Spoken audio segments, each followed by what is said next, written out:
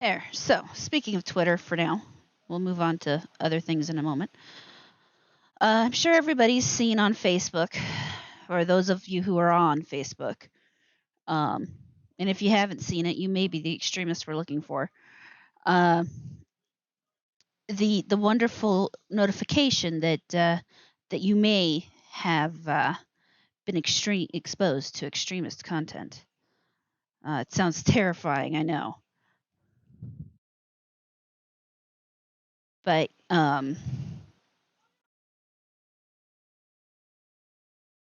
you've either been told that you've been exposed to extremist content, and of course, the Facebook, out of the goodness of their little old hearts, has offered support, or you may have even been asked if you're concerned that somebody you know is becoming an extremist, because God knows you can't trust them nasty extremists.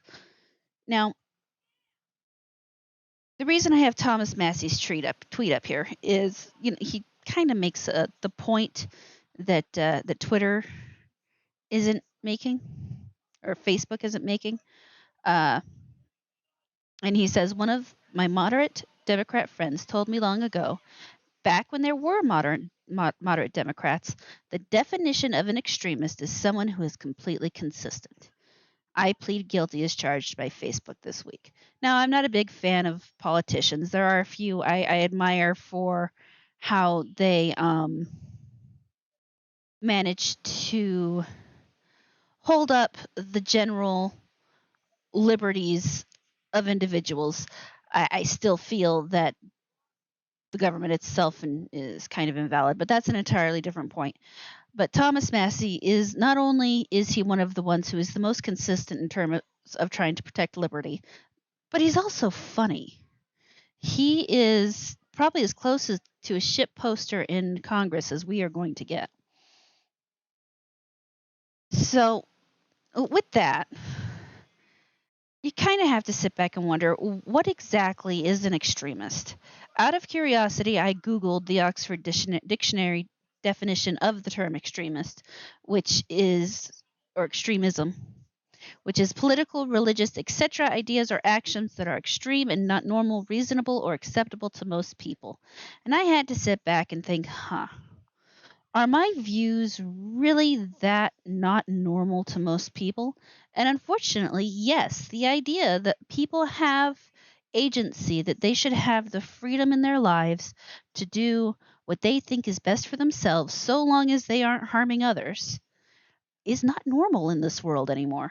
Or at least the way the internet portrays it to us seems to be not normal in this world anymore. They absolutely want everybody to believe that you need to be involved in everybody else's life to the point of micromanaging each other through government. And there goes my dog. Grace, shut up. One moment.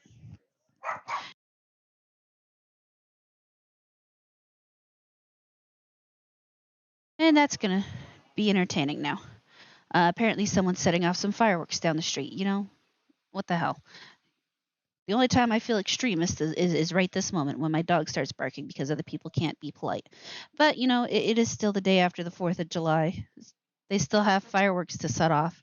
I hope they're having fun and being safe. That's the most important thing, other than my damn dog's barking. Um, where was I before that very rude uh, interruption of my thoughts? Right. So the idea that people can and should have control over their own lives so long as they're not affecting others or infringing literally on other people's rights or property uh, is an extremist point of view at this point in time.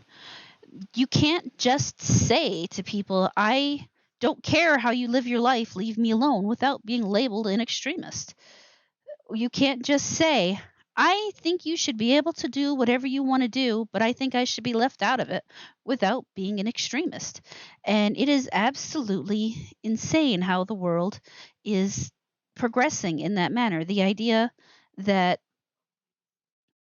we have no privacy, that we have no ability to take care of ourselves and the people directly around us that we need people thousands of miles away lording over us and telling us every day everything that we have to do.